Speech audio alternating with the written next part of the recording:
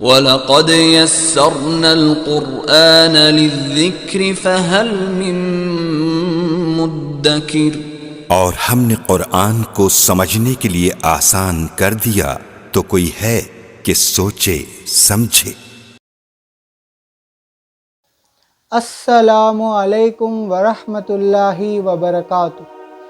الحمدللہ حمداً کثیراً طیباً مبارکاً فی۔ میں محمد غوث العظم تجوید کلاس میں آپ سبھی کا خوش آمدید۔ انشاءاللہ آج ہم ایک نئے ٹاپک کو شروع کریں گے۔ پہلے ہم نبی علیہ السلام کے ایک فرمان کو سمجھیں گے۔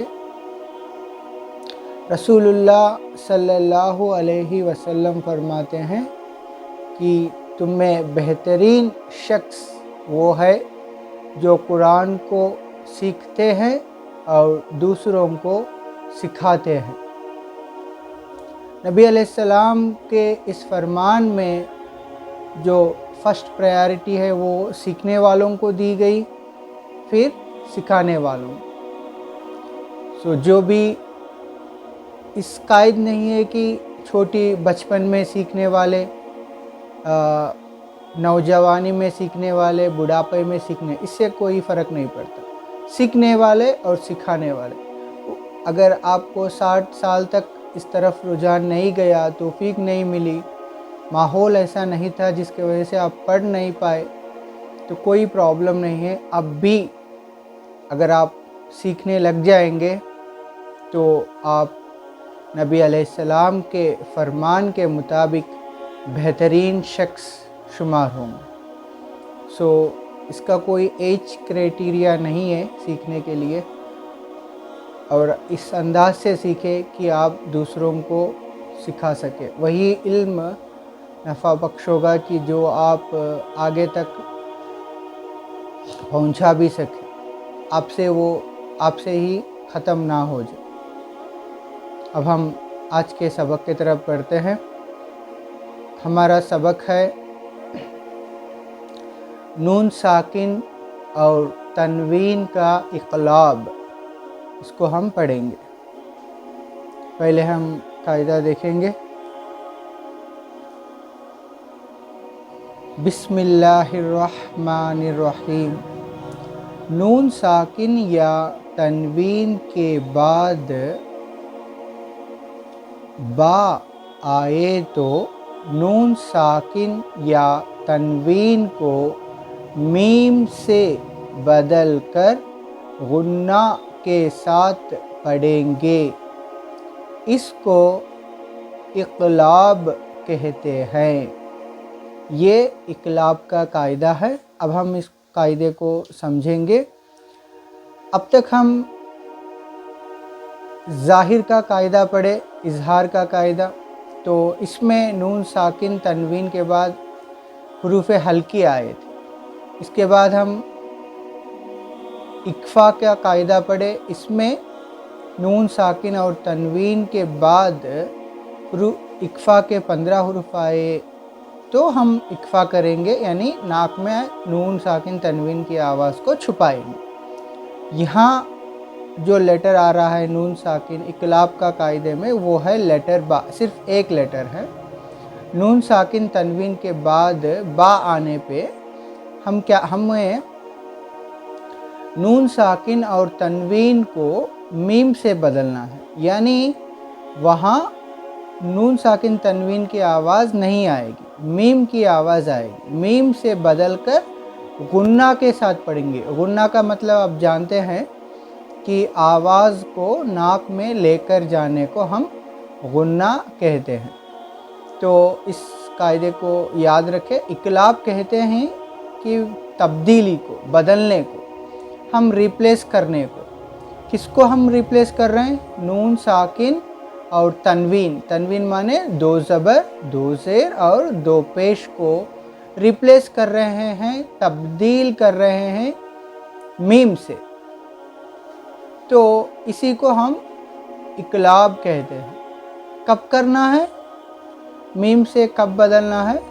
تو جس ٹائم پہ لیٹر با نون ساکن تنوین کے بعد آتا ہے تو اس ٹائم پہ اس نون ساکن تنوین کو میم سے بدل کر پڑھنا ہے۔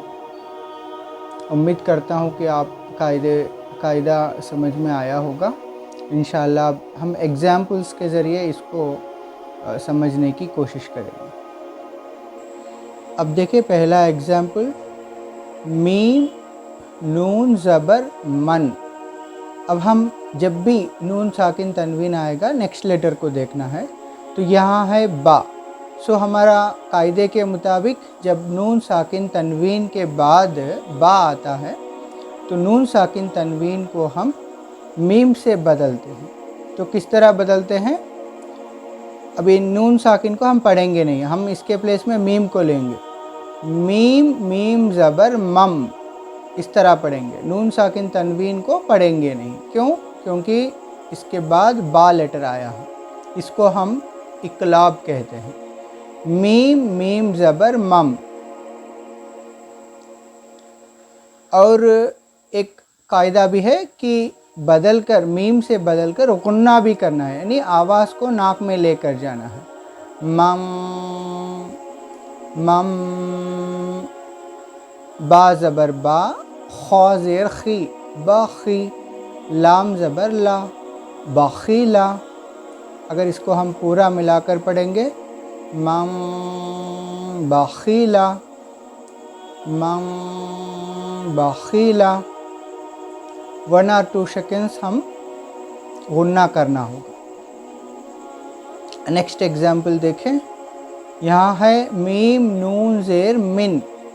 اب نیکسٹ لیٹر ہم چیک کرنا ہے، یہ ہے با۔ سو ہم اس نون ساکن کو پڑھیں گے نہیں، اس کے پلیس میں ہم میم سے ملا لیں گے۔ میم میم زیر میم، با زبر با، با عین زبر با، دال زیر دی، با دی۔ اس کو ہم جب عین پہ اور حمزہ کے اوپر سکون آئے یعنی جزم آئے تو اس کو جھٹکے کے ساتھ پڑھنا ہوگا، اس لیے ہم با دی کہیں گے۔ تو اگر آپ ان ویڈیوز کو پلے لسٹ میں ہے، آپ پچھلے ویڈیوز کو جا کے پلے لسٹ سے چیک کر سکتے ہیں۔ اس کو ہم ملا کر پڑھیں گے، من با دی، من با دی، اس طریقے سے۔ نیکسٹ دیکھیں، کاف زیر کی، را الف زبر را کی را، میم دو زیر من کی را من۔ اب اس دو زیر کو کیا کرنا ہے، اظہار کرنا ہے، اکفا کرنا ہے یا اقلاب کرنا ہے، یہ ڈیسائیڈ کرے گا نیکسٹ لیٹر۔ تو یہاں ہے با، تو یہاں اقلاب ہوگا، یعنی اس دو زیر کو تنوین کو ہم میم سے بدل کر پڑھیں گے۔ میم میم زیر میم، با زبر با، را زبر را، با را، را زبر را، تا دو زیر تین، با را را تین۔ اگر پورا ملا کر پڑھیں گے، کی را من با را را تین، کی را من با را را تین۔ نیکسٹ دیکھیں ایگزامپل، سین جبر سا، میم یا زیر می، سمی، عین دو پیش ان۔ اب یہ ان پڑھنا ہے یا با، نیکسٹ لیٹر با ہے، سو ہم اس دو پیش کی تنوین کو نہیں ادا کریں گے، یعنی اس کو میم سے بدل کر پڑھیں گے۔ عین میم پیش ام، سمیع،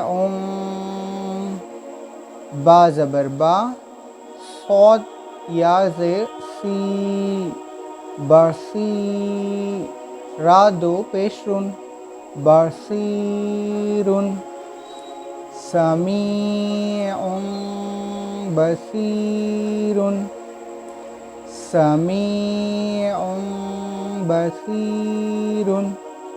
اس طرح سے ہم نون ساکن اور تنوین کے بعد با آئے تو ان نون ساکن تنوین کو میم سے تبدیل کر کے ہم کو پڑھنا ہوگا۔